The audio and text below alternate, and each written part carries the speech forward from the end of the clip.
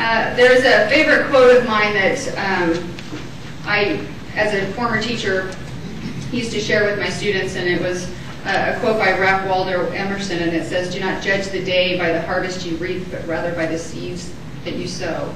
And the next individual that we will be recognizing today has certainly demonstrated that actions of one day affect many, and that actions that you may think is your duty, something that you have, that you are just doing your duty, that you're just doing the right thing because it's the right thing. Those things are to be applauded, those things are to be appreciated, and those things are to be lifted up and celebrated in our race and in our citizenry, and for generations to come to celebrate and to learn how to put service above self, how to put yourself on the line to help others. And in remembrance of deeds that have survived for a long time without being recognized, I would like to invite Mr. Clifford E. Hobson up to celebrate his actions and to receive an award from the state of Idaho. Clifford.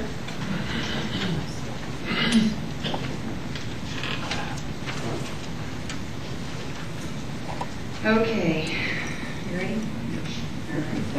From the Office of the Governor.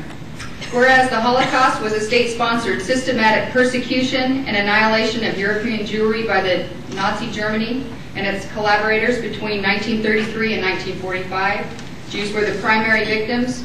6 million were murdered. Gypsies, the handicapped, and Poles were also targeted for racial, ethnic, or national reasons, while millions more, including homosexuals, Jehovah's Witnesses, Soviet prisoners of war, and political dissidents, also suffered grievous oppression and death under Nazi tyranny.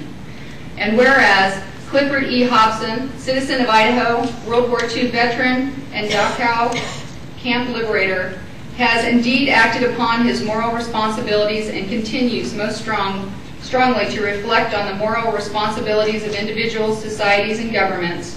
And whereas Clifford E. Hobson, citizen of Idaho, World War II veteran, and Dachau camp liberator, has indeed and continues to strongly remember the terrible events of the Holocaust that he personally witnessed, and he remains forever vigilant against bigotry and tyranny.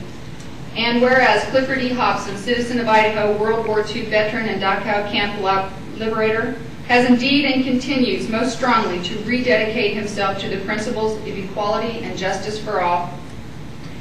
Whereas C.L. Bushotter, Governor of the State of Idaho, does hereby honor and invite all citizens to honor Clifford E. Hobson, citizen of Idaho, World War II veteran, and Dachau camp liberator, as an exemplary individual who clearly remembers the inhumanity of those who perpetrated the Holocaust and has clearly respected all people through both his thoughts and indeed your actions, sir. It is an honor to present this to you.